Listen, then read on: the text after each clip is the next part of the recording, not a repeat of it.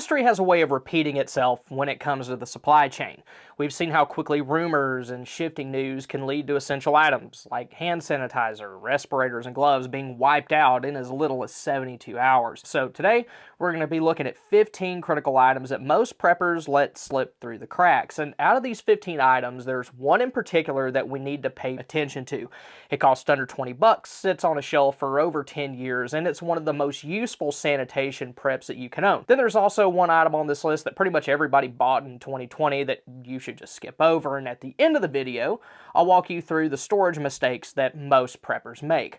But here's everything that we're going to cover. First category is respiratory protection, N95s, P100 half-face respirators with replaceable cartridges, and safety goggles or other sealed eye protection.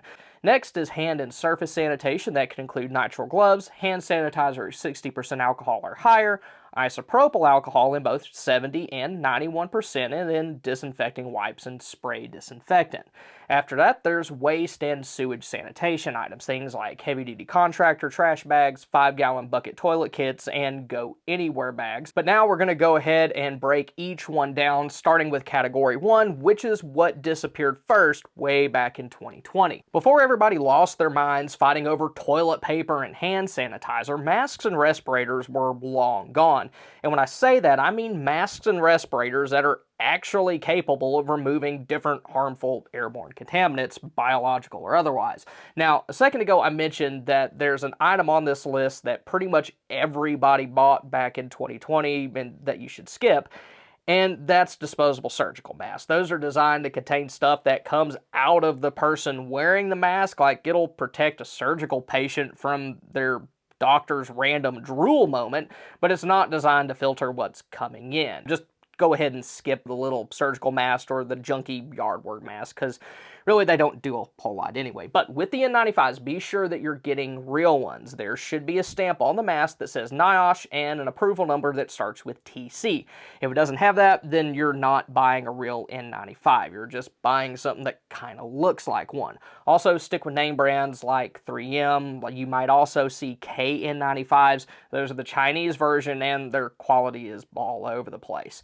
Then the next step up is half-face respirators with replaceable cartridges like the one that I have here. The big advantage with these is that they do a very good job forming a seal around your mouth and nose, and you can swap out the filter cartridges depending on the application that you're using it for. P100s filter out 99.97% of airborne particulates, which is the highest rating that you can get for that type of respirator. There are also cartridges for organic vapors, acid gases, and ammonia, and you can use them for almost anything around the house like painting, cleaning, sanding, and they're also effective at protecting you from airborne biological problems too. After that, there's sealed eye protection. A lot of folks don't realize this, but our eyes are mucous membranes, just like the nose and the mouth, and a lot of bad stuff can enter your body from them. Regular safety glasses aren't the best option since they don't actually seal around your eyes. Goggles like the UVEX Stealth run for around like 15 or 20 bucks, and they pair really well with the half-face respirator I showed a minute ago, but you can combine breathing and eye protection by getting a gas mask. If you do that though, you will need to get a good supply of filters. CBRN or chemical, biological, radiological, and nuclear filters are what most people get, but those can get very expensive very fast. If you're wanting to buy filters in bulk, then particulate filters are still expensive, but not quite as much so. Then for category 2, we have hand and surface sanitation, starting with nitrile gloves, and you do want to get those instead of latex or vinyl versions. Latex can cause allergic reactions in a lot of folks, and while vinyl is cheaper, it also tears easily and doesn't hold up well to chemicals. Nitrile gloves, though, are more chemical resistant, they're more puncture resistant, and almost nobody's allergic to them. When you buy them, though, be sure to get 5 mil or thicker since those are a lot more durable. After that's hand sanitizer, and with this, you want the alcohol percentage to be at least 60% or higher because anything weaker than that isn't going to kill germs reliably. Also avoid hand sanitizer with methanol in it since it's toxic. There were actually some recalls on like imported hand sanitizers back in 2020 that were made with it. It's not good stuff. But also remember that hand sanitizer doesn't replace hand washing. Using soap and water is much more effective at cleaning your hands and killing germs if it's done properly. After that, there's isopropyl alcohol, and for this, it's a good idea to have both 70% and 91% versions. It may seem a little counterintuitive, but 70% is actually better for cleaning surfaces since the higher water content slows down evaporation, which allows the alcohol to penetrate more and kill germs more effectively. But the 91% faster evaporation makes it ideal for doing things like cleaning electronics and glass, and it's also good for making your own hand sanitizer, and doing that pretty stinking easy. All you have to do is take 2 parts 91% isopropyl alcohol and 1 part aloe vera gel, mix it together and put it in a squeeze bottle, and then you've got something very similar to 60% alcohol hand sanitizer. Then next there's disinfecting wipes, and I like these since they're convenient and they help you stretch out your water storage if your utilities go down. But also at the same time, they do take up a lot of space and they're significantly more expensive than other cleaners. So you want to keep some on hand, but also know how to operate without them. Spray disinfectants are a good option for this. Things like Lysol are effective, but buying concentrate will get you a lot more for your money. Just take it, mix it in a spray bottle according to the instructions, and you should be able to get several gallons from just a little small bottle. Now we're moving on to category 3, which is bleach and multi-use cleaners.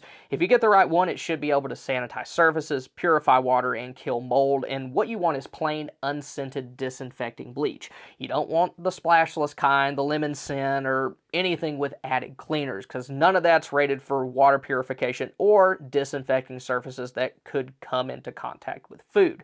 You just want regular sodium hypochlorite, and the reason that this matters is that unscented bleach, in addition to being used for household cleaning tasks, can also purify water in emergency. Just use 8 drops per gallon for clear water, let it set for 30 minutes, and that should take care of any biological contaminants. Then if the water's cloudy, just double that number to 16 drops. Unfortunately, though, liquid bleach has a very short shelf life of only around 6 months, so if you're stocking it, you do have to rotate it, which can be a pain. And that's where the item that I mentioned at the beginning of the video comes in, but before we talk about that, there's one more category, and this is one that most people kind of forget to plan for totally, and that's waste and sewage sanitation. If your water utilities go down, then your toilet stops working after about 1 flush. The tank will refill from what's still in your line, and then after that you've got a non-functional toilet, and then a family who still has to use it. So to deal with this, first you're going to want to have some heavy-duty contractor trash bags. These aren't the kitchen bags from under your sink, because those aren't nearly strong enough for this kind of task. But contractor bags are one of the most versatile items that you can pick up. You can use them to line your emergency toilet, hold waste of all fun kinds, double as an emergency poncho, cover broken windows, and also protect supplies from rain. And since they're more durable, they're much more well-suited for storing waste for longer periods of time, like if trash service is shut down for weeks at a time and it's all just backing up. Then bucket toilets or camping toilets would be essential if water utilities went down. 5-gallon buckets from like Lowe's or Home Depot are only like $4 or $5, and then snap-on toilet seat lids are around like 15 or 20. But to make your life a whole lot easier when it comes to cleaning that, line whatever you're using with one of those contractor trash bags so that you can just bag everything up. Then to keep your house from smelling like one gigantic porta-john, use kitty litter, sawdust, or wood shavings to cover your business in between uses. And for the love of all things good, decent, and holy, keep that bucket or camping toilet covered when you're not using it. Then for mobile use, go anywhere bags are good to have in things like bug out bags and cars. They're really designed for camping, but they're also useful in other situations where you have to do your business, but you don't have access to an actual toilet. All right, so now let's talk about the mystery item. It costs under 20 bucks, can last for over 10 years, and it's one of the most versatile sanitation items that you can own, and it's Pull Shock, specifically plain calcium hypochlorite. You want 65 to 73% strength, dry granules, and you can get 1-pound bags at most pool supply stores, hardware stores, and also online. Has the same chemistry as liquid bleach, just in a dry, concentrated, shelf-stable form. And there are 4 reasons why this is something worth looking into. First, Pull Shock has a very long shelf life. While liquid bleach only lasts for around 6 months, this stuff can be stored for over a decade without degrading. Second, it's incredibly useful for emergency water purification. A single 1-pound bag used it the correct ratio, will treat around 10,000 gallons of water, but you don't use it to treat water directly. You mix about a heaping teaspoon with 2 gallons of water to make a stock chlorine solution. Then you treat your drinking water at about 1 part stock to 100 parts water. You can find specific ratios on the EPA's website, and I'll link to that in the description below. Just be sure that you get plain calcium hypochlorite, like liquid bleach. There's a lot of varieties out there, and most of them do have extra junk in them that you don't want to end up putting in your drinking water. Third, you can use it for surface disinfection. Once you've mixed your stock solution, then you can use that to disinfect surfaces, sanitize dishes, and pretty much anything else that you'd use bleach for. So this one item covers 2 of the biggest jobs in this video. It does what bleach does, and it can do what your water filter does, and it lasts 20 times longer than either one. Fourth, calcium hypochlorite has a very low cost per use. A 1-pound bag runs around like 15 to 20 bucks, and if you were to spend $20 on liquid bleach, you might get like 4 gallons, which could purify around 2,000 gallons of water, so you're roughly getting like 5 times the disinfecting power for the same amount of money in a fraction of the storage space with a shelf life that's 20 times longer. Now, there are some things that you need to know about using and storing this stuff. It is a very strong chemical that's incredibly corrosive. It'll eat through its original packaging in like a year or two, and it can rust metal just by being in close proximity to it. So for long-term storage, you want to rely on materials like glass and high-density polyethylene. A glass jar with a plastic lid would be a good option, and if you really want to be safe, then you can put the calcium hypochlorite into that, and then put that into a 5-gallon bucket with a gamma seal lid. Also, never try to mix it with anything other than water, and be sure to do all of your mixing outside. Also, wear nitrile gloves and eye protection whenever you're anywhere near it, because it is some pretty nasty stuff if it comes into contact with your body. But as kind of a bonus item, my favorite general purpose disinfectant is actually hydrogen peroxide. It can be used as an antiseptic, but it also does a very good job cleaning surfaces. It's technically a bleach, so it'll kill most pathogens, including really stubborn ones like norovirus, and it'll do all that without the fumes and odor of chlorine bleach or the storage issues of pool shock.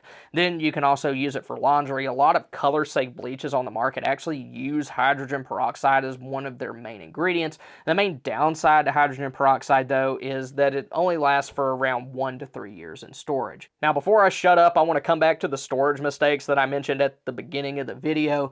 First, a lot of folks will store liquid bleach for a year or more and expect it to still work. Like we said, liquid bleach is a 6-month prep, so you either need to commit to rotating it or just use pull shock. Then number 2 is storing wet wipes and hand sanitizer in a hot garage or shed.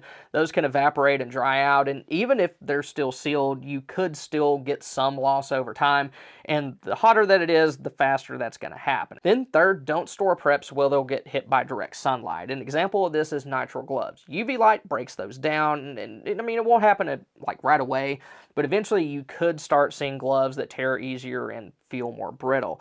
So store items in closets or drawers or totes, or at the very least draw curtains if they're stored in a room that has big windows. After that, there's buying items and never looking at them again. People stock up, stick things on shelves, and then keep them there for years at a time, but not everything lasts forever. Chemicals lose their effectiveness, wipes dry out, and then other things. So try to pull everything out and take a look at it at least twice a year. It might be a good idea to do this at the same time that you do things like change out your smoke alarm batteries, just so that you don't forget.